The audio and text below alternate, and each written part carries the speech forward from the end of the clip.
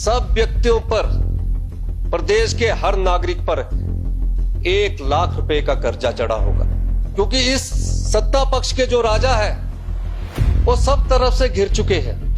ये सरकार इस जनता को नष्ट कर रही है और इस जनता को कर्ज के बोझ के तले दबा रही है। तो आप सरकार के हितों को, हमारे हिमाचल की जनता के हितों को बेच रहे हैं। अधिकारी बैठे हैं, जनता हमारी है, पैसे हमारे हैं, बर्बाद कर रहे हैं पैसों को, जहां से हमें रेवेन्यू जनरेट होना चाहिए था।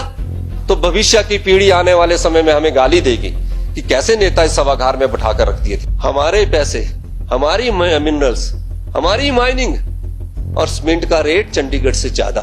2022-23 में जो आपने बजट प्रस्तुत किया है, 52,000 करोड़ का जो बजट प्रस्तुत किया, 5वां बजट था। अपनी रस्म अदायगी पूरी की, क्योंकि जाने वाला साल है। और 5 बजट में कहीं ना कहीं नीतिगत सोच का अभाव है। सोचा हमने था कि डबल इंजन की सरकार है। सभागार में सत्ता पक्ष के विधायक कह रहे थे कि डबल इंजन की सरकार आई है। 52,000 का बजट को जब हमने खंगाला कि कहीं ना कहीं डबल इंजन की जो केंद्र की सरकार 8 वर्ष से बैठी हुई है, वो कुछ ग्रांट इन एड के रूप में 5,000 करोड़ या 10,000 करोड़ रुपए देगी, लेकिन कहीं उसका उल्लेख नहीं है। मैं ये बात इसलिए कहना चाह रहा हूं, माननीय अध्यक्ष महोदय, जो बजट के आंकड़े हैं, आंकड़ों पर मैं चर्चा नहीं करूंगा, लेकिन एक नीतिगत सोच इस बजट में जरूर दिखाई जानी चाहिए थी कि आने वाले समय में हम किस प्रकार अपना रेवेन्यू को बढ़ाएंगे। आज हमारी रेवेन्यू रिसीव 15,000 करोड़ है, सब टैक्सेस और नॉन टैक्सेस को मिलाकर। और फाइनेंस कमीशन जो है, 15 फाइनेंस कमीशन, वो हमें 10,000 करोड़ रुपया हर साल देता है। इस साल 9,000 करोड़ रुपया दे रहा है और अगले साल 10,500 करोड़ दे रहा है। आने वाले समय में फाइनेंस कमीशन की जो रिकमेंडेशन है, ये जो पैसा हमें मिलना है, ये कम होता जाएगा और 2025-26 में सिर्फ रहकर 3,500 करोड़ रह जाएगा। जब विकास की आप लोग बात करते हैं, जो कैपिटल एक्सपेंडिचर है, जो सही मायने में कैपिटल एक्सपेंडिचर है इस बजट का, वो सिर्फ 12% के करीब है। दिखाया 29% है, 17% तो लोन लेकर विकास की स्कीमों में लगना है। तो जो नीतिगत सोच की कमी इस सरकार में पिछले 5 साल में थी, आने वाले 5 साल में भी है। और इसी महीने यह सरकार 3,000 करोड़ कर्जा लेगी और आने वाले समय में इसी साल के अंत में हिमाचल प्रदेश पर 70,000 करोड़ रुपए का कर्जा होगा। यानी कि 70 लाख की जो हमारी जनसंख्या है, उसमें प्रत्येक व्यक्ति, चाहे वो सभागार में बैठा विधायक है, अधिकारी है, या ऊपर पत्रकार बंधु बैठे हैं, पुलिस के कर्मचारी है, सब व्यक्तियों पर, प्रदेश के हर नागरिक पर 1 लाख रुपए का कर्जा चढ़ा होगा। इतना ही नहीं, आने वाले 2 वर्षों में जो बच्चे पैदा होंगे, उन पर भी 1 लाख रुपए का कर्जा चढ़ा होगा। ये सरकार की, जो डबल इंजन की सरकार है, उसकी नीतिगत सोच है। प्रदेश को कर्जे में छोड़कर जा रहे हैं। हमारे एक साथी भवानी पठानी ने कल ठीक एक कहावत कही कि 2 राजा लड़ रहे होते हैं और जब राजा चारों तरफ से घिर जाता है तो वो भागने की कोशिश करता है। इस सरकार का भी वही हाल है, ये भागने की कोशिश कर रही है, क्योंकि इस सत्ता पक्ष के जो राजा है वो सब तरफ से घिर चुके हैं। और जब राजा भागने की कोशिश करता है तो जो अपने संसाधन होते हैं, जैसे कुएं होते हैं और चीजें होती हैं, उसमें जहर डाल के चला जाता है, ताकि वो नष्ट करके चला जाता है। और नष्ट क्यों करना चाहता है? ताकि जो दूसरे राजा ने उसे घेराव किया है, उसको उसका फायदा नहीं मिले। इसी प्रकार यह सरकार इस जनता को नष्ट कर रही है और इस जनता को कर्ज के बोझ के तले दबा रही है। इसमें कोई सोच आपकी आगे नहीं आई है, क्योंकि आने वाले वर्षों में हिमाचल प्रदेश के प्रत्येक नागरिक कर्जे के बोझ के नीचे चले जाएंगे। और सरकार की सोच देखिए माननीय अध्यक्ष महोदय, हिमाचल प्रदेश को बेचने का काम अगर कोई सरकार कर रही है तो भारतीय जनता पार्टी की सरकार कर रही है। कैसे? देश तो बिक ही रहा है, मोनेटाइजेशन के तहत बिक रहा है, किसी और चीजों के तहत बिक रहा है, उस पर हम बात नहीं करेंगे। हम तो हिमाचल प्रदेश की बात करेंगे। हिमाचल प्रदेश में संसाधन कैसे बढ़ाए जाएं? हाइड्रो, जिससे हम रेवेन्यू बढ़ा सकते थे, उसकी पॉलिसी आप लाए। 2005-6 में जो पावर पॉलिसी थी माननीय अध्यक्ष महोदय, उस 5-6 में क्या होता था कि जो पावर प्रोजेक्ट हम प्राइवेट पार्टीज को देते थे, सरकार को देते थे, तो पहले जब पावर प्रोजेक्ट शुरू होता था तो 12% फ्री में पावर मिलती थी पहले 12 साल तक। फिर 12 से 30 साल तक वो 30% मिलती थी, और 30 से 40 साल तक वो 40% मिलती थी, और उसके बाद 40 साल बाद वो प्रोजेक्ट वापस हो जाता था। अब इस सरकार ने एसजेवीएनएल के साथ समझौता किया, लूरी 1, लूरी 2, सुन्नी और आपका धौला सिद्ध, क्या समझौता किया आपने? हम लोग नहीं रहेंगे, लेकिन हमें भविष्य की पीढ़ी की चिंता करनी चाहिए। आपने समझौता यह किया कि धौला सिद्ध और लूरी 1 और लूरी 2 जो प्रोजेक्ट है, वो आपने बोल दिया कि ये प्रोजेक्ट सदा के लिए आपके पास रहेगा। जो 12% आपको बिजली मिलनी चाहिए, वो बिजली आपको नहीं मिलेगी। आपने कहा 40 साल बाद हम आपको 25% बिजली वापस करेंगे, और जो प्रोजेक्ट है उसमें 70 साल की जो नई ऊर्जा नीति के तहत आप पॉलिसी लाए हैं, वो 70 साल की भी कंडीशन उसमें नहीं है। तो आप सरकार के हितों को, हमारी हिमाचल की जनता के हितों को बेच रहे हैं। आपने कहा, आपने जो रिसोर्स पैदा करने वाले हैं उसमें कहा आपने कोई राइडर लगाया है? और नई ऊर्जा नीति में जब प्राइवेट वाले, माननीय अध्यक्ष महोदय, प्राइवेट वालों पर हम 40 साल की कंडीशन के बाद वो पावर प्रोजेक्ट वापस लेने की बात करते हैं, तो जो पीएसयू के तहत आपने पावर प्रोजेक्ट दिए हैं उसमें क्यों समझौते हो रहे हैं? क्यों हिमाचल के लोगों के हितों से खिलवाड़ हो रहा है? और देखिए, इस सरकार के हाल देखना, मैं आपको बताना चाहता हूं माननीय अध्यक्ष महोदय, एक पावर प्रोजेक्ट है जो जोगिंदर नगर में चूल्हा नाम के पावर प्रोजेक्ट से जाना जाता है। उस पावर प्रोजेक्ट की, वो पावर प्रोजेक्ट जो था 2006 में 7 में कंप्लीट होना था, लागत थी 431 करोड़ रुपया। यह बात मैं क्यों कहना चाह रहा हूं?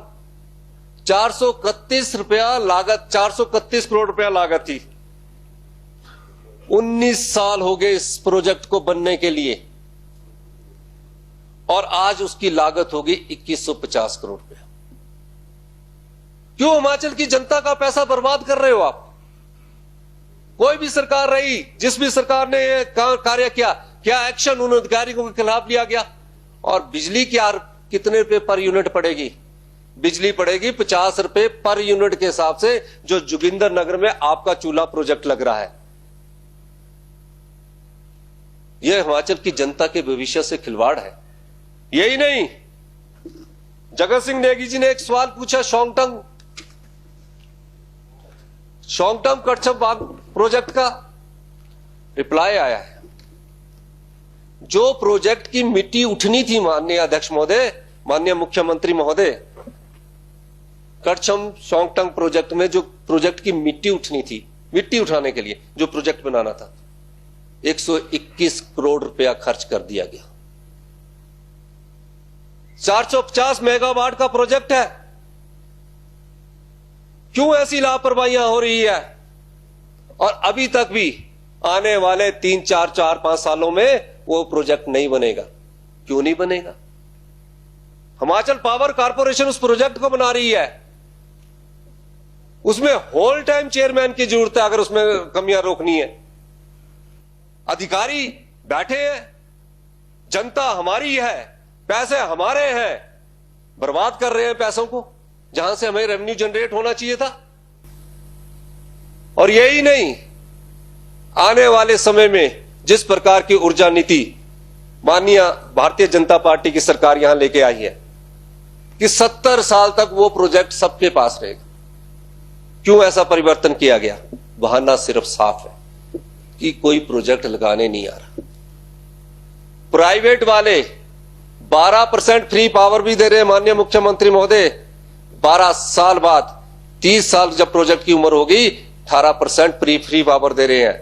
30 साल के बाद 10% 30 साल के से 40 साल के बीच में वो 40% पावर दे रहे हैं और फिर प्रोजेक्ट हिमाचल प्रदेश को दे रहे हैं।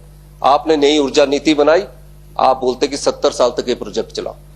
और बहाना क्या है? बहाना ये है जम्मू कश्मीर की पावर पॉलिसी बनी, उसका अध्ययन करिए आप। हिमाचल की 2005-6 की पावर पॉलिसी बनी, उसका अध्ययन करिए आप। ये बात मैं इसलिए आपके ध्यान में लाना चाह रहा हूं, अगर आज हमने नहीं सोचा तो भविष्य की पीढ़ी आने वाले समय में हमें गाली देगी कि कैसे नेता इस सभागार में बैठाकर रख दिए थे, जिन्होंने हिमाचल का जो पानी है, जो बहता हुआ सोना है, जिसको हम सोने की संज्ञा दे सकते हैं, उसमें हम कुछ नहीं दे रहे। एसजेवीएनएल के साथ जो भी आपके एमओयू है उनको रिवाइव करने की जरूरत है। हम हिमाचल प्रदेश को धुंध का शहर नहीं बनाना चाहते।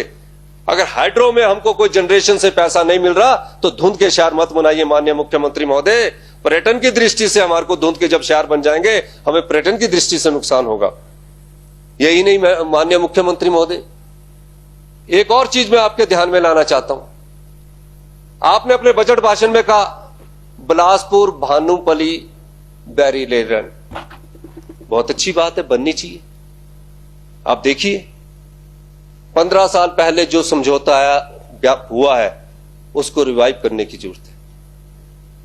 उसमें जो उस समय के अधिकारी या कोई भी होंगे, क्या समझौता किया? हिमाचल के लोगों के भविष्य से क्या खिलवाड़ किया कि 1500 करोड़ रुपया बिलासपुर से भानुपली लैंड बिछाने के लिए हिमाचल प्रदेश का जो लैंड एक्वायर करेंगे और जो कॉस्ट ऑफ कंस्ट्रक्शन होगी उसमें 25% जो हमारा शेयर होगा वो हम देंगे। मतलब 1500 करोड़ लगाने के बाद जो हमें कॉस्ट शेयरिंग है वो तो हमसे करवा दी रेलवे ने। फायदा किसको होना है? 2 सीमेंट फैक्ट्रियों को, क्योंकि सीमेंट फैक्ट्री वालों ने उस समय क्या फैसला करवाया सरकार से, इस फैसले को और इस ज्ञापन को एमओयू को भी दोबारा से देखने की जरूरत है। 1500 करोड़ लगाने के बाद कॉस्ट शेयरिंग में हमें भागीदारी बनाने के बाद माननीय मुख्यमंत्री महोदय रेवेन्यू शेयरिंग में हमें 0 भी नहीं मिल रहा है। रेवेन्यू शेयरिंग के नाम पर क्या मिल रहा है कि हम आपको सर्विस प्रोवाइड करेंगे।